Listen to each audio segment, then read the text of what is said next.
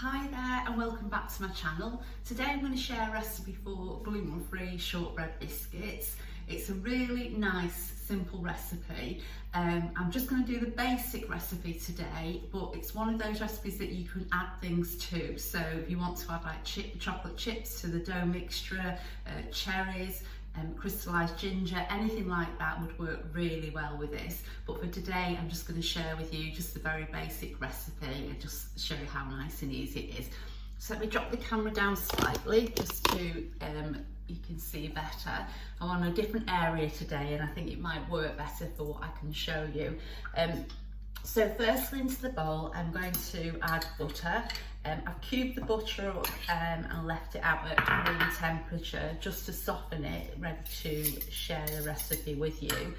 The full recipe for this is over on the blog, so in the descriptions I will put a link to that that'll take you to the full recipe for you to be able to use it. So just soften the butter up a little. Okay, and then when it's creamed a little bit there, just add caster sugar, and again, just whisk that in. Okay, and then to the sugar and butter, I'm just gonna add a spoonful of vanilla extract. If, like me, you have to be gluten-free, then do just check that the extract doesn't have any may contain or gluten-containing ingredients in there. And then just mix that into the sugar. Okay. It's really hot today, so it's ideal for this because I'm not having to work the butter too hard. It's nice and soft. Okay, and then into this we're going to just add some flour and a level teaspoonful of xanthan gum. I like to add xanthan gum to this particular recipe. And I am using plain gluten-free flour, by the way, at the moment. I'm using Asda today. Asda's my sort of go-to flour at the moment. So going back onto the reason why I add xanthan gum, and I will just sift that through. I wasn't just going to add that to the flour, but I'll just sift that through. Okay, it's just because it gives the biscuit more of a crunch and it holds the crumb together really well as well. So some recipes I wouldn't say about additional xanthan gum. I mean, like making a sponge and things, a lot of gluten-free self-raising flour has got the perfect amount of xanthan gum already in the flour, so you wouldn't need to add any more, but particular recipes do benefit from that, just that little bit. Okay, so once it starts coming together like that, you can then just get your hands into the bowl. Okay, and then just bring the mixture together. Similar to making a pastry. It's a softer dough than a pastry, but as pastry, as it's gluten-free pastry, it's really nice to work with as well. And it's such a simple recipe. I've been wanting to share this with you for quite a while because things like this, it's just perfect, and they make just the most ideal biscuit just to enjoy with a cup of tea. You can, as I say, you can add all sorts to them to change the flavour, but just a plain biscuit is so nice. Okay, so I'm just going to flour the worktop. Don't need to have too much flour, but just enough so you don't want it to stick.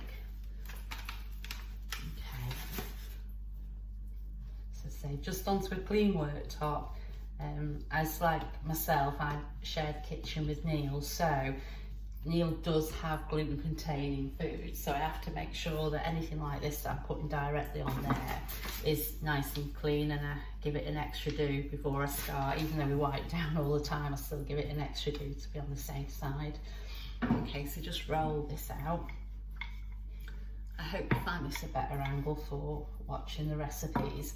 I can just fit more onto the worktop. When I have it the other way around, I have to angle the camera a little bit different, so I'm hoping this will be a good move. Okay, I'm just going to sprinkle a little bit more flour on there. Okay. Now you can choose again what thickness you like, and that's about what I like to go to. I can't remember sort of depth wise it is, but I have jotted it down on the website, but that's about the size I like. And I'm just going to use sort of this smallish cutter and just cut the circles out there, and the biscuits out.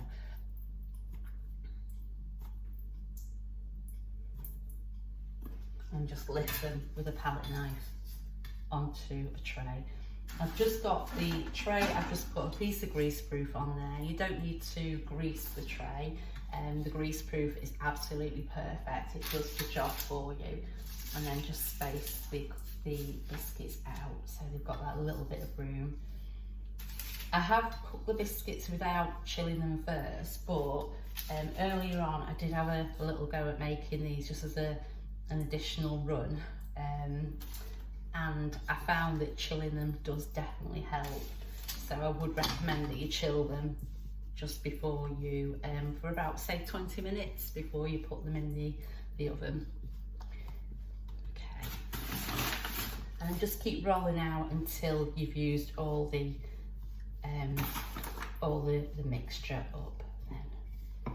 Okay, all the dough up. There we are. I'm just patting that one out because it won't be enough just to cut out, but not so I don't waste anything. I'm just going to pop that last little bit of dough in there. That might look a bit messy, but it doesn't matter. That'll be okay. All right, and then just lay that on. So I'm just going to pop these in the fridge now, just to chill, and then I'm going to pop them in the oven and bake them, and I'll show you what they're like when they're done.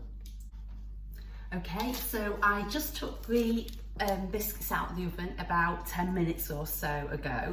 That's why I'm able to hold the tray, because they have cooled down a little bit. I forgot to mention before, when I put them in the fridge, before I put them in the oven, I've sprinkled over some caster sugar just so it gives it nice, really nice sweet crunch when you eat them. It's entirely up to you whether you choose to do that or not. If you're going to top them with chocolate, then I wouldn't bother doing that, but if you're leaving them plain, I think they're lovely just with that extra bit of sugar. So they say that's the finished biscuits. It's entirely up to you whether, once you've left them on the tray, whether, I'm just going to put the camera back up a moment there, so it's entirely up to you once you've taken them out of the oven and left them on the tray for about 10 minutes, whether you want to then gently manoeuvre them onto a cooling rack. You can do that, but to be honest with you, I've left them on the tray on the greaseproof and they've been absolutely fine. They've not gone soggy or anything like that, and I've let them cool completely on there. These biscuits will keep really well in an airtight container for a good 4 to 5 days, no problem at all, and they don't spoil, you know, at all. Can't freeze them, but they're great in an airtight container. And as always, I hope you enjoyed the video I've shared with you today. I hope it's made you want to go into your kitchen and rustle up some shortbread biscuits. And thanks so much for watching, I really appreciate it. If you've liked the video, I'd love you to give me a little thumbs up, and if you're able to subscribe to my channel, that would be lovely as well. So thanks as always for watching. I look forward to sharing another video with you really soon, but in the meantime, take care and bye for now.